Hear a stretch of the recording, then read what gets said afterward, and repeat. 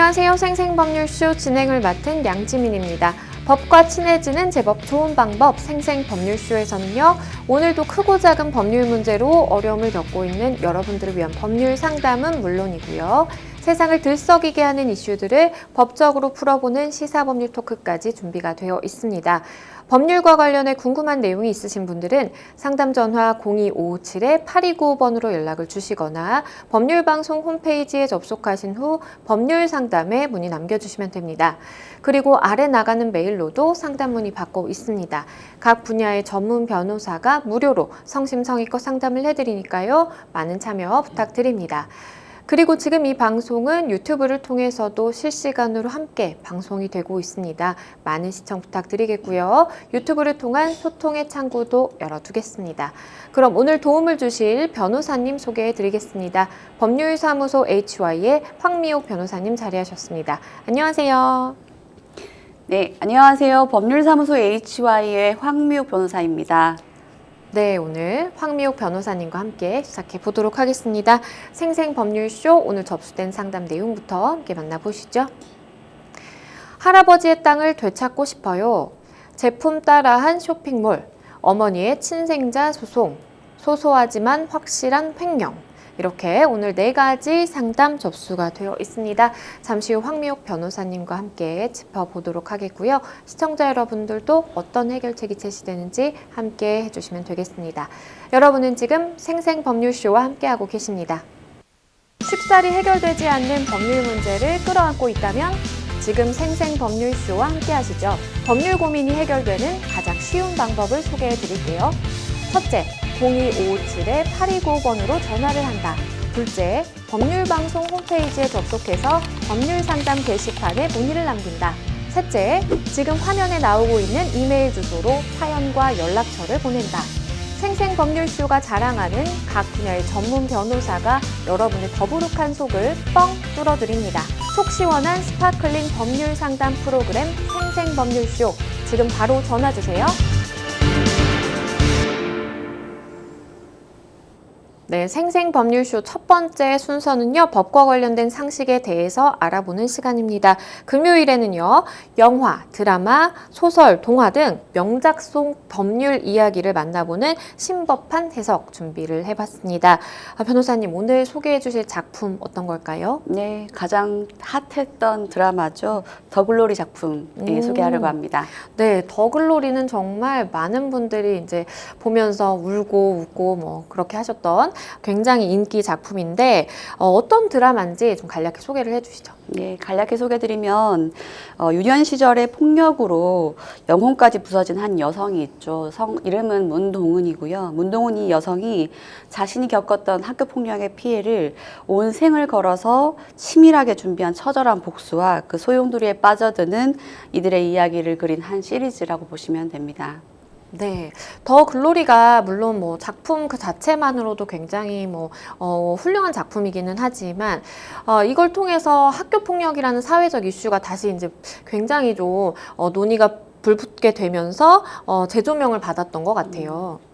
그렇죠. 그 더글로리라는 작품이 넷플릭스에서 공개된 이후에 비단 제작한 나라인 우리나라뿐만 아니라 대한민국뿐만 아니라 전 세계에 있는 연예인, 유명인들의 과거 학교폭력 전력이 샅샅이 집중이 되었습니다. 특히 태국에서는 더글로리를 통해서 학교폭력이 심지어 공론화가 되었고 학교폭력이 사회적 화제로 떠올라 인터넷에서 일명 더글로리 타이라는 이름의 해시태그를 달아서 자신이 학폭의 피해를 입었다 혹은 학폭의 가해자가 되었다라는 등등의 학폭 미투 운동까지 일어났다고 합니다. 그러다 보니 태국 내에 굉장히 유명 배우인 옴파와 씨가 중학생 시절 자신이 자폐 학생을 괴롭힌 학교폭력의 가해자였다는 사실을 고백하면서 공식 인정하고 사과하는 사태까지 일어났었는데요. 네. 그 드라마의 제작국인 우리나라에서도 마찬가지이죠. 우리나라에서도 이 작품으로 인하여 학교폭력에 대한 관심이 급증했고요.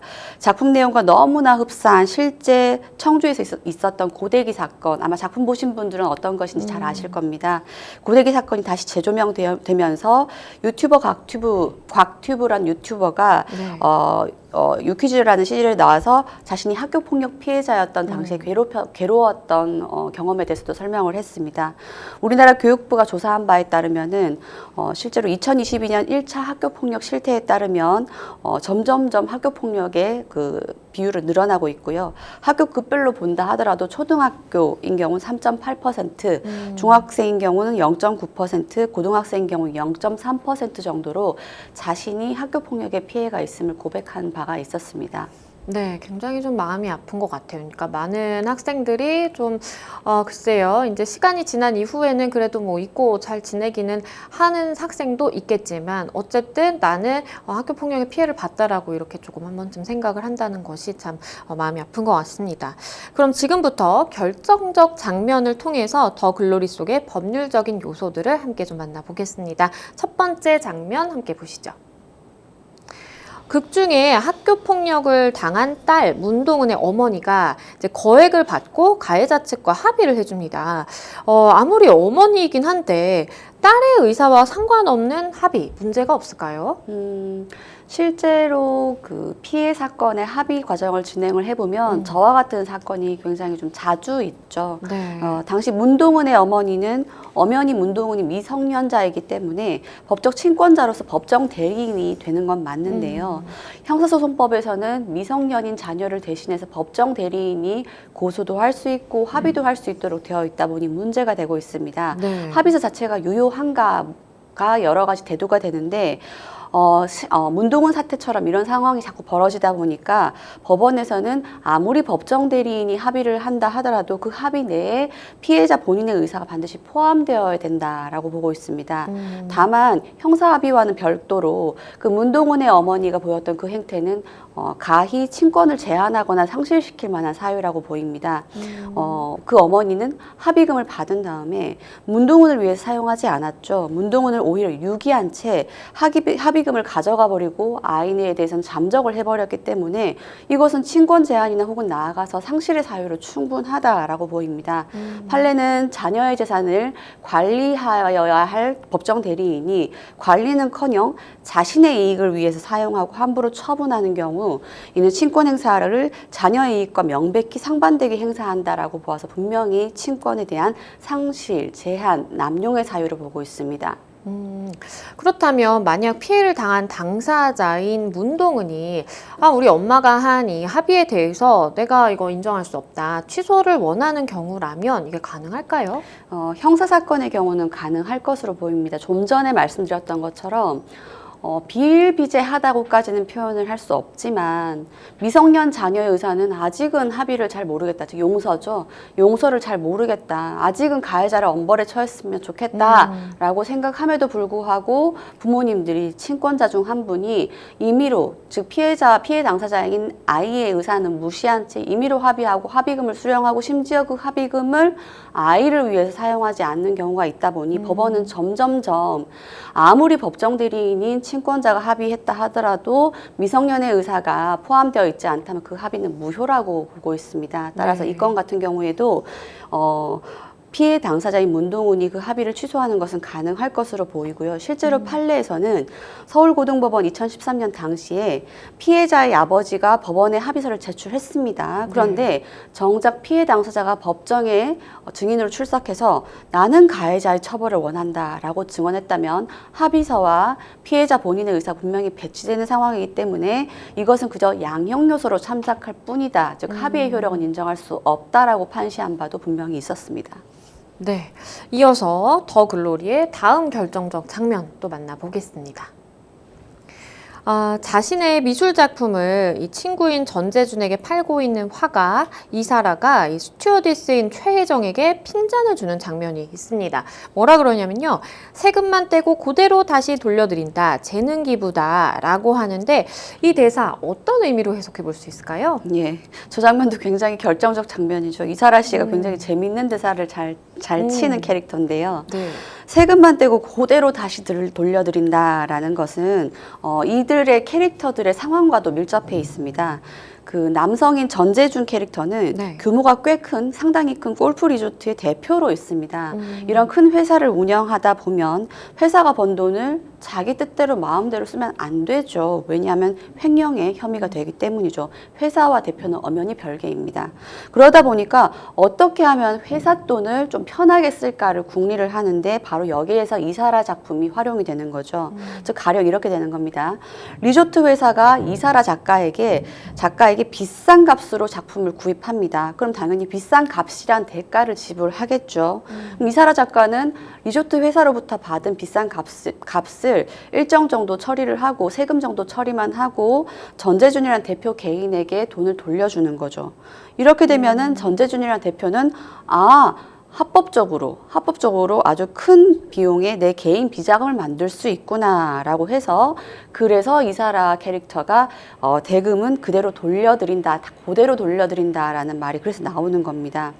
가령 좀 더 나아가 볼까요? 리조트 측에서는 이렇게 구입한 작품을 인테리어를 위해서 미관을 위해서 전시를 해둔다면은 충분히 1,000만 원까지는 비용으로 처리가 가능합니다. 이렇게 되면 작품을 구입한 것이 아니고 또 렌탈을 한 경우에도 렌탈 비용 역시 비용 처리가 되죠. 그러면 법인 입장에서는 법인세가 충분히 경감이 되고 개인 사업주 입장에서는 종합소득세가 경감이 되다 보니 충분히 이런 식의 탈법 행위는 많이 일어나죠. 탈세 행위는 많이 일어나죠. 더 나아가 볼까요? 이사라 씨 같은 경우는 미술품을 판매하면 프리랜서 사업소득자인 거죠. 개인 사업자인 그렇죠. 거니까. 이런 경우에는 3.3% 정도의 근로소득세를 떼고 되는데 그럼 이사라 입장에서는 리조트로부터 받은 거액의 작품 대금 받은 후에 본인이 납부해야 되는 3.3%의 소득세는 떼고 돌려드리니 그래서 세금만 떼고 그대로 돌려드립니다. 전 재능 기부한다라는 우스갯소리가 나오는 거지요. 이후에 이사라는 이 스튜어디스 혜정에게 또 이런 이야기를 합니다. 근로소득세 내는 너는 모르는 이 종합소득세 내는 세계가 있단다라는 이야기를 하거든요. 근로소득세와 종합소득세 어떻게 좀 비교를 해볼 수 있을까요? 예, 근로소득세만 내는 분들 살짝 자괴감 오죠. 사실 근로소득은 종합소득의 한 종류입니다. 종합소득이 다양하게 분포가 되어 있는데 그중에 근로소득이 포함되어 있는데요. 완전히 다르다고 볼 수는 없죠. 다만 대한민국의 대부분의 소득자들이 종합소득세 중에서도 근로소득자가 대부분 분포하다 보니까 이런 경우에는 2월에 그 흔한 이야기 연말정산을 거치게 되는 거죠. 그렇다면 연말정산을 하지 못한 근로소득자인 경우에도 똑같이 종합소득세의 일환이기 때문에 2월에 하지 못한 연말정산을 5월에 가서 종합소득세 신고로서 해결은 가능합니다. 하지만 내가 근로소득만 있는 것이 아니고 종합소득의 나머지 분포, 예를 들면 배당소득, 사업소득, 이자소득, 연금소득, 기타소득까지 이런 소득까지 다 가지고 있다면 일괄적으로 한 해의 5월에 종합소득세 신고를 하셔야 되는 거죠. 만약에 내가 근로소득도 없다, 오로지 사업소득만 있다 라고 하면은 그런 경우는 종합소득세 신고 대상이다라고 생각하셔야 됩니다. 네. 이렇게 해석을 해서 보니까 뭔가 더 재미있는 느낌이 또 들기도 하네요. 더 글로리 속의 장면을 통해 알아보는 신법한 해석. 그럼 마지막 결정적 장면 함께 만나보시죠. 극중 주여정의 아버지인 병원장을 살해한 환자가 이 교도소에서 주여정에게 계속 편지를 보내고 있었다는 사실을 알게 된 주여정의 엄마가 교도소에 찾아간 장면이 나옵니다.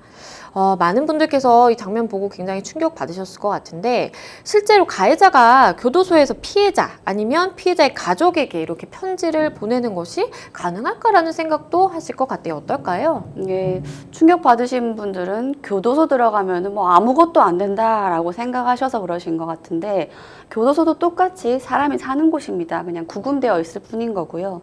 그리고 그 교도소의 수감자들이 여러 가지 할 수 있도록 내가 이런 것도 할 수 있도록 해달라고 해서 헌법 소원도 많이 제기하고 있어요. 이 상황도 마찬가지인데 서신을 못 보낼 것 같지만 서신을 거의 대부분 자유롭게 보냅니다. 현실이라도 교도소에서 가해자가 피해자 유족의 주소를 알고 있다면 그 역시 가능한 거죠. 왜 가능하냐면요. 형의 집행 및 수용자 처우에 관한 법률, 일명 줄여서 줄여서 형집행법이라고 이야기하는데 여기에서는 수용자가 그러니까 구금되어 있는 수용자가 특별히 교화나 건전한 사회 복귀, 시설의 안전 등을 해칠 우려가 있을 때에만 서신을 제한하고 있습니다. 네. 교정 당국이 서신 내용을 미리 살펴볼 수도 있지만 이건 역시 법에 정해져 있는 경우에만 가능한 것이죠. 따라서 편지를 받는 상대방이 누구인지 확인할 수 없다거나 형사법령에 저촉되는 내용이 기재되어 있다고 의심할 만한 상당한 이유가 있는 경우 등에만 제한이 되는데요. 실제 비근한 예로 텔레그램 박사방 사건의 주범이었죠. 조주빈 씨는 자신이 쓴 서신을 지인에게 보낸 후 그 지인이 네이버 블로그에 조주빈의 서신을 게재하는 방법으로 블로그까지 잠시 운영을 했었습니다. 물론 그 해당 블로그는 이것이 알려지자마자 네이버 측에서 즉시 폐쇄시키긴 했지만 이와 같은 방법으로 서신의 수발시는 상당히 자유로운 편입니다. 그럼 만약에 가해자가 보낸 이 편지의 내용이 내가 출소하면 너 가만두지 않겠다, 복수할 거야 라는 이런 겁을 주는 내용이라면 이건 좀 책임을 물어볼 수 있을까요? 응당 책임을 물어야죠. 만약 편지의 내용 중에 즉 구치소나 교도소에서 온 편지 서신이 있는데 해당 편지 내용 중에 협박 등의 겁을 주는 내용이 있다라면 그것은 충분히 서신에 의한 협박죄로 고소감입니다. 더불어서 원치 않는데도 계속 서신이 온다. 특히 해당 그 드라마에서 주여정이라는 인물이 서랍을 열었더니 서신이 엄청 많이 쌓여 있었죠. 즉 원치 않는데도 불구하고 반복적으로 편지가 계속 오고 있다. 최근에 제정된 법령 스토킹 처벌법 위반으로 고소도 가능한 사안입니다. 정말 숱한 화제를 뿌렸던 이 더 글로리. 마지막으로 이 질문 하나만 더 드릴게요. 사실 학교 폭력을 내가 당했다라고 생각을 하는 학생들이 굉장히 좀 많은 만큼 만약에 이제 내가 지금 당시에는 뭔가 문제 삼기가 좀 두렵기도 하고 그래서 문제를 삼지 못했지만 성인이 돼서 다 큰 다음에 생각해 보니까 아, 이건 정말 잘못된 행위였구나. 나는 이거에 대해 책임을 묻고 싶다라는 생각을 하게 된다면 성인이 된 후에 고소하는 것이 가능할까요? 예, 공소시효만 남아있다면 충분히 고소는 가능합니다. 여기에서 고대기 사건인 경우에는 특수상해로 분류되고 혹은 그 밖에 여러 가지 상해 행위가 있었는데 각각 10년, 7년의 공소시효가 있다 보니 공소시효 범위 내면 충분히 고소가 가능하죠. 다만 그 미성년 성범죄인 경우는 미성년자가 성인이 된 이후에만 공소시효가 스타트되는 특별 규정이 있는데 아직 학폭 사건에 대해서는 그렇지 않기 때문에 범행이 종료된 때로부터 가급적 공소시효 이내의 기간에 법률적으로 문제를 삼는 것이 필요합니다. 네, 공소시효라는 문제만 없다면 충분히 가능하다라는 말씀 주셨습니다. 지금까지 명작 속 법률 이야기 신법한 해석 함께 하셨습니다. 다음 무료 법률 상담으로 넘어가 보겠습니다. 저희 첫 번째 상담 전화 연결이 되어 있는데요. 안녕하세요. 예, 다른 게 아니라요.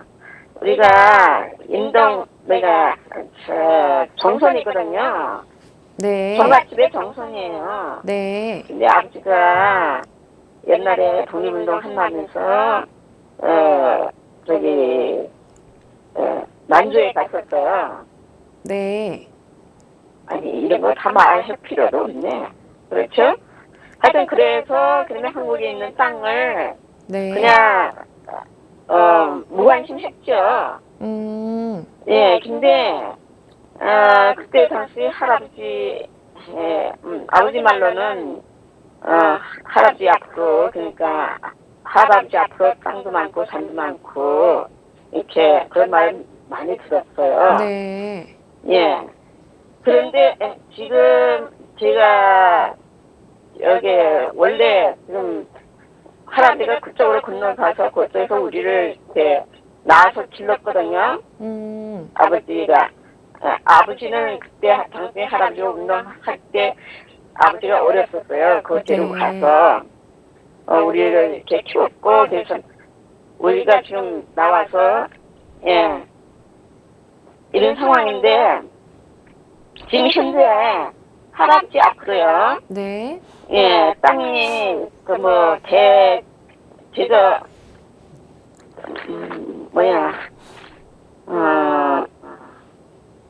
토지대장 개띠 보면 할아버지 앞으로 땅이 많아요, 아직도. 아, 근데 네. 이제 워낙 오래된 거다 보니까 이걸 땅을 되찾고 싶은데 좀 어떻게 할 수 있을까라는 생각이 있을 것 같은데 맞을까요? 네네네. 네, 일단 어떤 상황이신지 잘 들었고요. 제 옆에 황미옥 변호사님 함께 듣고 계셨는데요. 변호사님과 말씀 나눠보실게요. 예, 안녕하세요. 네네. 예, 안녕하세요. 그래서 예, 지금 땅은 살아있고 산소도 있어요. 할아버지 산소도 있고. 그래서 문중에서는 우리가 당선이라는 것을 입증할 만한 인정 다 하고요. 그 충분한 그 증거 자료도 다 있고요. 그런데 문제는 제적등본 아시죠? 할아버지 네. 제적등본 그걸 뗄 수가 없는 거예요. 지금 그 할아버지 제가 그거를 명의로 되어 있는 토지가 어딘지는 다 확인되세요? 있어요. 등기로 다 나와요. 그래요? 예. 그러면 토지 대장도 발급이 가능하고 토지 예, 예. 등기부등본도 가능하고 발급이 예. 가능하고 그리고 대장과 등기부등본에는 조부 할아버님의 성함이 소유주로 등재되어 있다라는 말씀인가요? 그렇죠. 그럼 할아버님은 사망하셨습니까? 네? 할아버님은 사망하셨습니까? 그러면 할아버지는 사망하셨고요. 그러면 아버지도 다 돌아가셨고. 네. 자, 근데 네. 할아버지 땅은 있는데 제적 등본이 없거든요. 그래서 그걸 우리가 추적을 못 하고 있는데. 그래요. 그래요. 네. 그, 이런 상황에 살 수 있는지.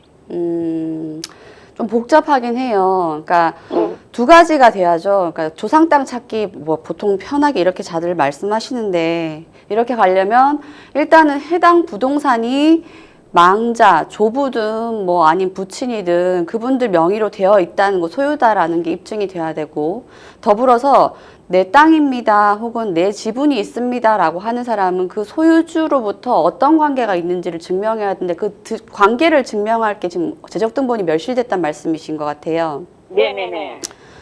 그러면 제적등본은 멸실되었다고 치면은 상담자분은 지금 아버님의 자녀로서 상담자분 본인의 가족관계증명서나 뭐 이런 걸 뗄 수 있을 텐데 그러면은 부친이 뭐라고 나옵니까? 그러니까 할아버지 제적등본 그게 사라진 상태고 우리는 그 만주에 있었으니까 지금 와서는 그게 이어지지 못하죠. 그러니까 이어지지 이어지지 못한다고 하면은 소송을 해도 아무런 의미가 없어요. 그러니까 패소하는 것밖에 없고 생각보다 이런 조상 땅 찾기를 들어가게 되면 내가 땅 소유주로부터 뭐 조손이다, 그러니까 손주다 아니면은 자녀다라는 부분을 상당히 엄격하게 입증해서 패소율이 굉장히 높은 편이에요. 그래서 지금 제적등본이나 가족관계증명서에 서로 이렇게 그 순위가 상속인 순위가 잘 나온다고 하면은 그건 아무 문제가 없죠. 그런데 끊어졌다. 사실 끊어지는 경우 좀 있죠. 특히 일제시대나 아니면은 50년, 60년까지만 해도 마을에 수해가 발생하면은 뭐 그런 문제로 실제 제적등본이 싹 멸실되는 케이스가 있으니까요. 그런 경우라면은 다른 방법으로 입증하셔야 돼요. 다른 방법이 뭐냐? 굉장히 다양합니다. 네. 네, 지금 상담자분의 가족관계증명서를 떼 보셨는지 모르겠지만 이 밑에서 네. 타고 올라가는 것과 위에서 타고 내려오는 것이 어느 정도까지는 그러니까 중간은 끊어지지만 되는 부분이 있을 거예요. 그 사이에 예, 이어져야 되는 돼요. 부분이 있는 부분이요. 그러니까 증거 할아버지, 예, 할아버지 제적등본은 나왔어요. 할 수 있는 나왔다고요? 할아버님의 제적등본에는 아버님의 성함이 나오나요? 그러니까 어떻게 됐냐면 증거 할아버지 그게 형제인데 형은 동생은 우리 집진의 할아버지고요. 그러니까 우리 할아버지고요. 그러니까 할아버지 형이 제적등본은 나왔어요. 있어요. 많이 찾아보셨네요. 예, 제적등본은 있는데 네. 우리 그러니까 동생 제적등본이 없어졌고 그다음에 그 와중에 마찬가지로 그러니까 우리 친할아버지 제주도도 없는 거죠. 상담자분 아버지도 지금 없고. 꽤 많이 알아보신 것 같은데 네네. 일단 확보된 자료를 가지고 가계도부터 그려보세요. 가계도 그려보시고 네? 가계도 이해하세요? 가게도요? 예.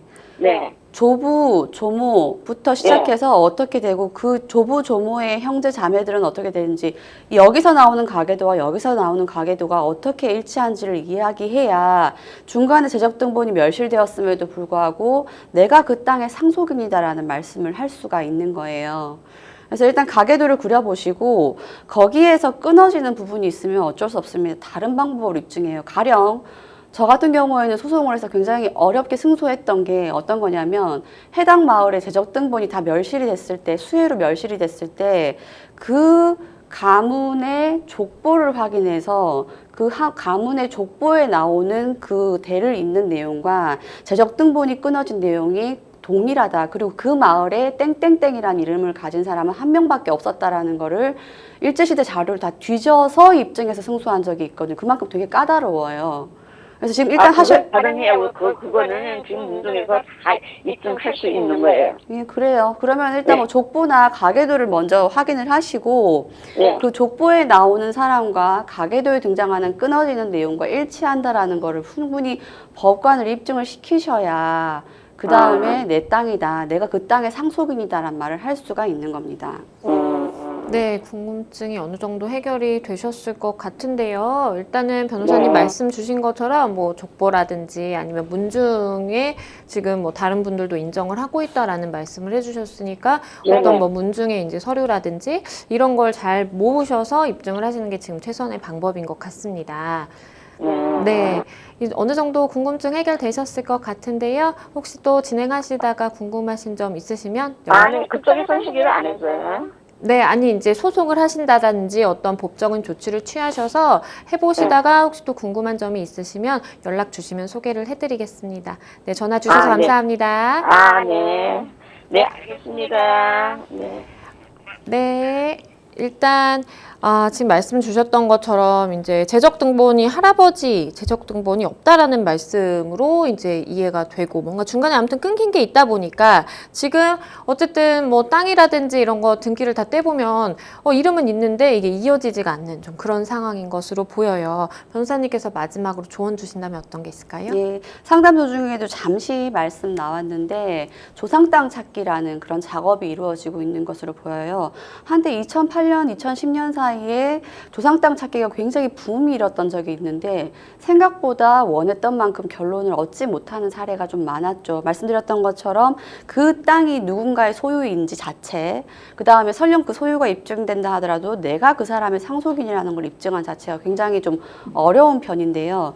두 가지를 다 입증을 해내어야 내 땅이다라는 게 가능하고 느슨하게 이 사람밖에 없지 뭐 이런 정도로는 안 됩니다. 법관이 굉장히 까다롭게 보는 편이니까 실제로 거기에 그 족보상에 등장하는 사람 아니면은 뭐 가계도에 등장하는 사람 혹은 재적등본 심지어 더 나아가면은 일제시대 토지사정부까지 들어가는 거거든요. 일제시대에 토지사정 명의인으로 되어 있던 사람이 바로 내 조상이다라는 것까지 엄밀히 입증을 해내셔야 성공이 가능합니다. 네, 변호사님께서 말씀해 주신 사항 잘 참고하시면 좋겠습니다. 여러분은 지금 생생법률쇼와 함께하고 계십니다. 쉽사리 해결되지 않는 법률 문제를 끌어안고 있다면 지금 생생법률쇼와 함께하시죠. 법률 고민이 해결되는 가장 쉬운 방법을 소개해 드릴게요. 첫째, 02557-8295번으로 전화를 한다. 둘째, 법률방송 홈페이지에 접속해서 법률상담 게시판에 문의를 남긴다. 셋째, 지금 화면에 나오고 있는 이메일 주소로 사연과 연락처를 보낸다. 생생법률쇼가 자랑하는 각 분야의 전문 변호사가 여러분의 더부룩한 속을 뻥 뚫어드립니다. 속 시원한 스파클링 법률 상담 프로그램 생생법률쇼, 지금 바로 전화주세요. 저희는 다음 상담으로 넘어가 보겠습니다. 다음 법률방송 이메일을 통해 접수된 내용입니다. 함께 보시죠. SNS에서 직접 디자인한 아이 옷을 팔다가 장사가 잘 돼서 온라인 쇼핑몰을 열었습니다. 제가 디자인한 옷들이 대부분이다 보니 다른 곳에 없는 옷들도 많고 기존 고객들도 많아서 사업은 순항이었는데요. 어느 날 제가 디자인한 옷과 비슷한 디자인의 아동복을 판매하는 쇼핑몰을 발견했습니다. 그런데 옷뿐만 아니라 쇼핑몰 홈페이지 레이아웃이나 가게 이름 로고 디자인까지 비슷하더라고요. 이런 경우에 저작권이나 지식재산권 침해로 신고를 하면 될까요? 제가 힘들게 창업하고 꾸려왔기 때문에 너무 억울한데 어떻게 대응을 할 수 있을까요? 요즘에 이제 SNS라든지 온라인 스토어를 통해서 이제 판매를 하시는 분들이 굉장히 많아지면서 상담자분과 같은 고민을 하시는 분들 분명 계실 거라는 생각이 듭니다. 이렇게 장사가 잘 되는 업체의 뭐 컨셉이나 아니면 뭐 제품 디자인이라든지 이런 걸 따라해서 굉장히 뭐 소송까지 간다라든지 이런 경우가 많을까요? 예, 온라인 쇼핑을 둘러싼 다양한 법적 분쟁이 끊이지 않고 있습니다. 온라인 쇼핑 거래액이 증가되기 때문에 다양한 상품군이 온라인 쇼핑에서도 판매가 되고 소위 이야기하는 짝퉁, 위조 상품들도 판매가 버젓이 되다 보니 그로 인한 상표권 침해나 혹은 유사한 표장을 사용하는 것에 대한 디자인권 침해 등등의 문제가 많이 발생을 하고 있는 상황이고 실제로 법적 공방도 비일비재하게 일어나고 있습니다. 일단은 우리 상담자분께서 말씀을 해주신 바에 따르면 쇼핑몰과 굉장히 뭐 이렇게 인터넷 홈페이지 레이아웃도 비슷하고 제품 디자인도 좀 따라한 것 같고 로고도 좀 비슷하다 뭐 이런 말씀을 주셨는데 이걸 좀 따라했다라고 정확하게 볼 수 있을 상황인가요? 곧 이어서 말씀 나누겠지만 지식재산권이라는 것은 다양한 다양한 분류가 있는데 그 중에서도 디자인이라는 것은 다른 권리와 다르게 그나마 외관 이미지만으로도 침해냐 동일하냐라 여부를 판단할 수 있는 영역에 속하는 것 같습니다. 따라서 외관 이미지만으로도 동일성을 판단할 수 있기 때문에 어떤 물품의 외관에 대해서 디자인권이 존재하고 디자인권이 침해되었다라고 하면 그에 대해서 판단하지만 지금으로서는 제가 이제 그 외관이 어떠한지 볼 수가 없는 상황이어서 실제 좀 봐야 판단이 가능하겠습니다. 네, 우리 상담자분께서 이제 저작권이나 지식재산권 침해로 신고를 하고 싶다라는 말씀을 해주셨는데 이게 어떤 권리인지에 대해서도 설명이 필요할 것 같아요. 네, 맞습니다. 그 지식재산권이라는 것은 다양한 권리가 있죠. 특허권, 디자인권, 상표권, 저작권 등등이 있는데요. 일단은 뭐 비슷비슷한 권리인 것 같고 지식재산권인 것 같은데 무슨 뜻이지? 라고 하니 이 해당 권리들의 미묘한 차이를 이해하는 것이 먼저라고 생각됩니다. 특허권부터 가볼까요? 특허권은 발명가가 만든 발명에 대한 권리를 보호하는 권리인 거죠. 그리고 그보다 좀 약한 실용신앙권이라는 것도 아마 들어보셨을 겁니다. 특허라는 것은 기존의 발명과 비교해서 통상의 기술자가 용이하게 발명할 수 없을 것을 요구하는데요. 그에 반해서 실용신안이라는 것은 그 용이성의 정도가 극히 용이하게 발명할 수 없을 정도이어야 됩니다. 이게 무슨 말이냐면 극히 용이하지 않으면 더 어려운 거 아니냐? 그런 뜻은 아니고요. 난이도가 낮아서 발명의 정도가 굉장히 좀 쉬운 경우에는 특허에 이르지는 않지만 실용신안의 권리를 보장을 해줍니다. 그 다음은 디자인권은 좀 전에 말씀드렸던 것처럼 제품의 외형을 보호하는 거죠. 특허가 기능성을 보호하는 거라면 디자인권은 신미성, 내가 봤을 때 어떤 느낌이다 이런 걸 보호하는 권리죠. 마지막으로 상표권은 잘 아시죠? 제품이나 서비스의 출처를 식별하는 기호, 표장, 슬로건 등등을 보호하는 권리인데요. 로고를 출원하여 등록받은 경우에 이때 상표권으로 인정을 받을 수 있습니다. 그러면 이 사건 같은 경우는 저작권과 지식재산권 침해가 문제된다라고 했는데요. 특허권 같은 경우에는 특허권자로부터 침해 주장이 있는 경우에 곧바로 침해에 대한 조치를 취할 수 있기 때문에 이러한 방금 말씀드렸던 것처럼 이러한 권리에 대한 침해가 있다면 곧바로 조치 가능합니다. 그러면 사실 이제 뭐 따라했다라고 이제 우리 상담자분은 주장을 하고 계시는데 저희가 실제 이제 사진이라든지 제품을 확인한 건 아니기 때문에 정확한 설명을 드리기는 어렵지만 만약에 이것이 인정이 되는 경우라고 한다면 그러면 우리 상담자분은 어떤 조치를 좀 취해야 될까요? 예, 일단 아무래도 내 것을 베낀 것 같다. 좀 더 거창하게 얘기하면 내 지식재산권을 침해한 소지가 있다 하면 뭐 흔히 이야기하는 포털 사이트라면은 그 포털 사이트 측에 판매 중단 조치를 취할 수 있습니다. 이것은 판결과는 무관한 겁니다. 판매 중단 조치가 일단 취해지면 해당 페이지는 내리게 되는 거죠. 삭제가 되고, 그리고 삭제된 페이지의 소유주는 이를 복구시키기 위해서는 내가 법원에 가봤는데 이러이러한 판결을 받았다라는 걸 입증을 해야 됩니다. 어떤 판결이냐면은 내가 판매한 물품은 상대 그 판매 조치를 취한 그 판매자에 대해서 지식재산권의 침해가 아니다. 해당 권리는 무효라는 판결문을 갖다 주어야 판매 중단 조치가 해제가 되는 상황인 거죠. 따라서 일단 상담자분은 판매 중단 조치를 취할 수 있고요. 취해지게 되면 오히려 상대방이 내 권리는 침해가 아니다라는 판결문을 가지고 와야 됩니다. 더 나아가 볼까요? 상대방은 그 판결문을 받기 위해서 법원에 권리 확인 심판이나 무효 심판 등을 청구하는 소송을 제기를 해야 됩니다. 권리 확인 심판이라는 것은 내가 실시하고 있는 디자인 또는 상표가 등록 권리에 침해되지 않는다라는 것을 판단받는 것이고요.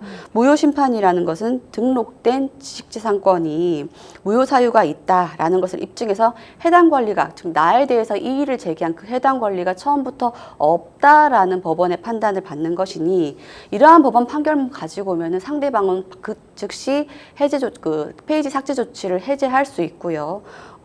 네이버 측에서는 최근에는 단순히 디자인이 유사하지 않다라는 감정서 정도로는 족하지 않다라고 봐서 법원의 판결문을 요구하고 있습니다.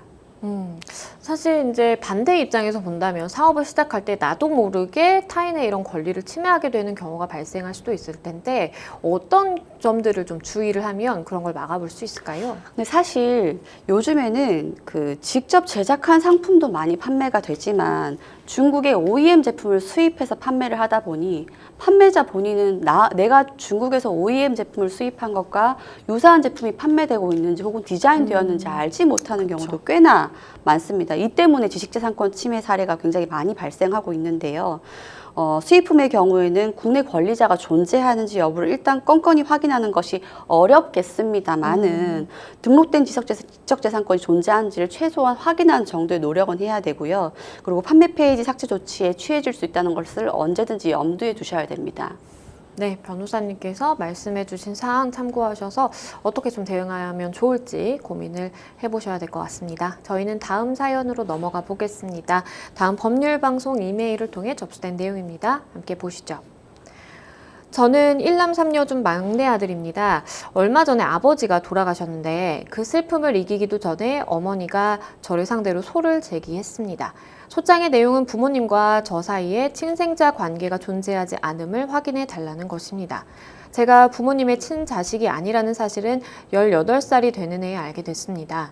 아버지는 아들을 원했지만 딸만 태어났고 어머니는 아들을 낳지 못한 것이 마치 자신의 잘못인 양 힘들어 하셨다고 합니다. 그러던 중 아버지는 2살 때 친부모를 잃은 저의 존재를 알고는 저를 데리고 왔고 어머니와 아버지의 자녀로 출생신고를 해서 키워주셨습니다. 저는 대학 입학 후 기숙사 생활을 하기까지 부모님과 한 집에서 생활했고 누나들도 친누나로 알고 지내왔는데 집안 어르신 말 한마디를 계기로 제가 친자식이 아니라는 것을 알게 됐습니다. 이 사실로 한때 방황을 했지만 열심히 공부하면서 극복했는데 이번에 소장을 받고 더 큰 상처를 받았습니다. 어머니의 청구처럼 이제 더 이상 저는 부모님의 자녀가 아닌 걸까요? 어떻게 대응해야 될까요? 정말 마음 아프실 것 같아요. 어머니가 이제 왜 이런 결정을 내리게 되셨을까요?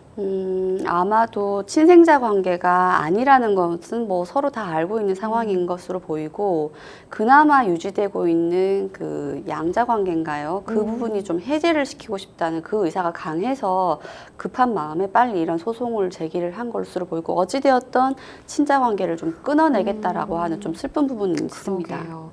정말 좀 마음이 아픈 것 같아요. 이제 법적으로 궁금하신 질문이 있으시니까 좀 짚어볼게요. 상담자분과 부모님의 관계부터 좀 짚어봐야 될 것 같아요. 입양 신고가 아니라 출생 신고를 하셨거든요. 이건 좀 어떻게 봐야 될까요? 예, 판례는 이렇게 이야기합니다. 당사자 사이에 양친자 관계를 창설하려는 명백한 의사가 있고 기타 입양의 실질적 요건이 구비되어 있다면 입양 신고 대신 친생자 출생 신고를 한다 하더라도 입양의 효력이 발생한다라고 이야기하는 거죠. 이게 무슨 말이냐 이렇게 헷갈리실 수 있는데 지금 상담 사례, SNS 상담 사례에 보면은 어릴 때부터 어머님, 아버님 어머님으로부터 양육되어 왔고 그리고 한동안은 실제 친부모님인 줄 알고 있었고 한 집에 생활했고 대학도 같이 지내고 뭐 이런 것들이 이야기하는 입양의 실질적 성립 요건인 거거든요. 그래서 친자 관계를 유지하겠다는 거죠. 이런 경우에는 아무리 친생자 출생 신고를 했다 하더라도 입양 신고로서의 효력이 있다라고 판례가 인정하고 있고요. 친생자 관계는 아니겠죠. 양친자 관계로서 친자 관계가 있다라고 생각하시면 됩니다. 그러면 어머니가 일단은 이제 소를 제기를 하시다 보니까 우리 상담자분 굉장히 심적으로도 충격을 받으셨고 이걸 어떻게 대응해야 될까라는 생각을 하시는 것 같은데 일단 어머니께서 제기한 이 소송 자체 맞을까요? 예, 그러니까 원래부터 어머님이 직접 출산한 아이는 아니었기 때문에 원래부터 친생자 관계는 부존재한 사이가 맞습니다. 그래서 어머님이 지금에 와서 친자 관계를 이제는 단절하고 싶다는 의사로 친생자 관계 부존재를 소를 제기하셨는데 이런 경우에서 법원이 뭐라고 하냐면은 원래 친생자 관계는 아니셨어요. 직접 낳은 아이는 원래 아니었잖아요. 라고 하면서 각하를 합니다. 그럼 어떻게 해야 되냐? 친생자 신고를 함으로써 발생되어 버린 입양 관계에 대해서 어떤 해결 방법, 해소 방법이 좀 필요해 보입니다. 그러면 일단은 어머니의 입장에서 본다라면 돌아가신 아버지와 우리 이제 상담자분 간에 이제 성립한 양친자 관계를 해소하기 위해서 소송을 한 거다라고 한다면 그 결과를 좀 어떻게 예측해 볼 수 있을까요? 지금 상황으로 봤을 때는 어머님이 제기한 소송은 어머님과 자녀 사이의 양친자 관계를 해소할 목적으로 보여요. 어머님 입장에서 남편은 이미 사망했는데 남편과 양자 간의 관계를 해소시킨다. 그건 안 되는 겁니다. 이미 사망하셨기 때문에 사망하신 분의 양친자 관계 해소를 본인이 나서서 하는 건 말이 안 되는 거고요. 나랑 아이랑 있는 사이에 있는 이 양자 관계를 해소하고 싶다고 하면은 뭐 가능은 하죠. 근데 방법은 잘못되신 걸로 보이고요. 말씀드린 것처럼 각하됩니다. 그렇기 때문에 이런 경우에는 엄연히 파양이라는 절차를 좀 거치셔야 됩니다. 파양이라는 것은 양자 관계를 파한다라는 의미인 거죠. 그 절차를 좀 거치셔야 되고 법에서는 협의 파양을 하거나 협의 파양이 도저히 안 된다면은 재판으로 파양할 수 있도록 두 가지 길을 열어두고 있습니다. 안내를 해드리면서도 굉장히 좀 씁쓸하고 마음이 아픈 부분이 있는 것 같아요. 그런데 이제 여기서 아버님께서 돌아가셨다는 말씀을 해주시다 보니까 그렇다면 상속의 관계는 좀 어떻게 볼 수 있을까요? 예, 양자면은 상속은 아니지 않나? 상속은 못 받지 않나라고 오해하시는 분들이 있으신데 그렇지 않습니다. 설령 친양자가 아닌 일반 양자라 하더라도 양 부모가 사망한 경우에는 양자는 충분히 상속을 똑같은 지분으로 받을 수 있고요. 반대도 마찬가지입니다. 양자가 먼저 사망하면은 양부, 양모는 충분히 상속을 받기 때문에 상속 관계에 대해서는 어떤 차별이 없습니다. 우리 상담자분께 마지막으로 좀 조언 주신다면 어떤 게 있을까요? 예, 그 상담자분이 겪으신 일들을 실제 사례에서도 상담을 꽤 접하고 있는 일을 하고 있는 사람인데요. 뭐 감정적으로는 많이 마음이 상하는 수준이 아니죠. 굉장한 배신감도 느끼시는 것 같기도 한데 제가 보기에는 지금의 상담 글을 봤을 때에는 그 양모께서 파양을 한다 하더라도 상담자가 동의해주지 않는 이상에는 파양이 좀 어렵지 않나 생각이 듭니다. 왜냐하면 민법은 파양을 하고 싶다고 할 때 법원으로부터 파양 판결을 받으려면 특별한 사유를 규정하고 있는 거죠. 뭐 도저히 양친자 관계를 유지할 수 없는 굉장히 중대한 사유가 있을 때에만 가능한데 지금 상황으로 봤을 때는 그다지 파양 사유는 보이지 않는 것 같아서 일단 상담자분 본인이 이 관계를 유지할지 말지를 먼저 판단하는 것이 시작으로 보입니다. 네, 조금 고민을 해보셔야 되는 필요성이 있는 것 같습니다. 잘 해결이 되시면 좋겠습니다. 저희는 또 다음 상담으로 넘어가 보겠습니다. 법률방송 이메일을 통해 접수된 내용입니다. 샌드위치 가게에서 아르바이트를 한 지 1년이 됐습니다. 기존에 저보다 먼저 들어온 아르바이트생들이 식사 시간에 주방 식재료로 샌드위치를 만들어 먹거나 퇴근하고 집에 갈 때도 빵이며 커피 등을 싸가지고 가더라고요. 그래도 되는 건 줄 알고 저도 계속 그렇게 했는데요. 얼마 전 마감하고 집에 가려다가 제 가방 속에 있던 식재료를 사장님이 보게 됐어요. 그러고서는 한참을 혼났습니다. 저에게 엄연한 횡령이라며 월급에서 30%를 깎아주겠다, 그만두라고까지 했습니다. 퇴직금도 주지 않겠다고 하더군요. 제가 그만두기는 하겠지만 월급을 깎는 건 너무한다고 하자 그럼 횡령으로 고소를 하겠다고 하는데요. 어떻게 해야 될까요? 요즘에 소확행이라는 말이 있다라고 해요. 회사 탕비실에 있는 뭐 커피라든지 A4 용지나 이런 뭐 볼펜이나 이런 물건을 집에 가져가는 행위. 소소하지만 확실한 횡령이라고 그냥 우스갯소리로 이렇게 얘기를 하는 것 같은데 사실 엄연한 횡령으로 좀 볼 수 있을까요? 그 직장인들 사이에서는 관행처럼 만연해 있는 소확행의 습성이 있죠. 근데 이제 대부분의 회사들은 알면서도 그냥 문제 삼지 않고 넘어가는 경우가 많아서 이것이 실제로 법률 문제로 불거지는 경우 좀 드물긴 합니다만은 그럼에도 불구하고 엄밀히 말하자면 이것은 사내 절도, 사내 횡령에 해당하고요. 단지 볼펜 몇 자루 가져간 게 뭐 죄가 되나라고 생각할 수 있겠지만 충분히 물품의 가치가 크더라도 혹은 물품의 가치가 작다 하더라도 이것은 충분히 절도죄 혹은 횡령죄에 해당할 가능성이 높습니다. 일단 이런 말씀을 해주셨어요. 이제 식사 시간에 주방에 있는 식재료로 이제 직원들이 뭐 샌드위치 만들어 먹거나 그랬다라는 이제 말씀을 해주셨는데 이렇게 아르바이트로 일을 할 때 그러면 이제 끼니를 사실 해결해야 되잖아요. 그럼 식사 같은 경우에는 이게 사장이 뭔가 식사비를 지급을 해줘야 될까요? 아니면 자체적으로 해결을 해야 될까요? 그 사업주로부터 식대 지급이라는 그 약정을 받으신 경우가 꽤 많은 걸로 알고 있는데 그렇다 하더라도 아직까지 우리나라 근로기준법에서는 식대를 지급한다 혹은 식사를 지급한다라는 그런 의무 조항은 없습니다. 따라서 뭐 아르바이트생이든 혹은 다른 정규직 근로자이든 식사에 대한 부분은 회사와의 협약에 따르는 것입니다. 만약에 협약이 되지 않았다라면은 회사가 이를 제공할 의무는 없는 것이지요.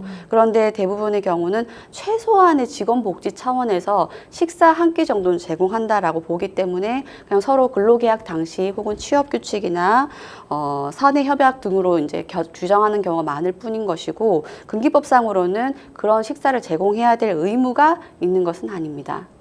일단은 이 사장님이 이야기를 한 거는 내가 그러면 너가 이렇게 식재료 가져갔으니까 월급의 30% 깎겠다라는 이야기를 했다라고 합니다. 이 부분 좀 어떻게 봐야 될까요? 근데 아무리 소확행이라 했다 하더라도 월급에서 까겠다. 아까 그 SNS에 보면 또 퇴직금 안 주겠다 뭐 이런 얘기 나오는 것 같은데 그건 좀 다른 문제라고 보셔야 돼요. 회사 측과 그러니까 사업주 측과 식대를 제공받기로 한 특별한 약정도 없음에도 불구하고 이렇게 가져간 건 분명한 횡령이 맞습니다. 맞는데 그렇다 하더라도 사업주 입장에서는 임금을 지급해야 되고 퇴직금을 지급해야 되는 의무는 있는 거죠. 근데 임금 같은 경우에는 법에서는 이렇게 이야기합니다. 이런 임금은 압류를 해서는 안 된다라고 하고 압류를 할 수 없는 경우면 마음대로 상계도 못 한다라고 이야기하는 거거든요. 왜냐하면 먹고 살아야죠. 지금으로서는 최소 185만 원인데요. 185만 원 범위 미만인 경우에는 반드시 지불을 해야 되는 임금으로 본다라는 거죠. 그렇기 때문에 사업주가 근로자가 받아야 될 임금이 185만 원 미만이거나 혹은 185만 원 언저리인데도 불구하고 막 30%를 공제한다. 이것은 법에서 허용하지 않는 것입니다. 더 나아가서 보면은 퇴직금 지급하지 않겠다라고 하는데 이건 더 안 되는 거죠.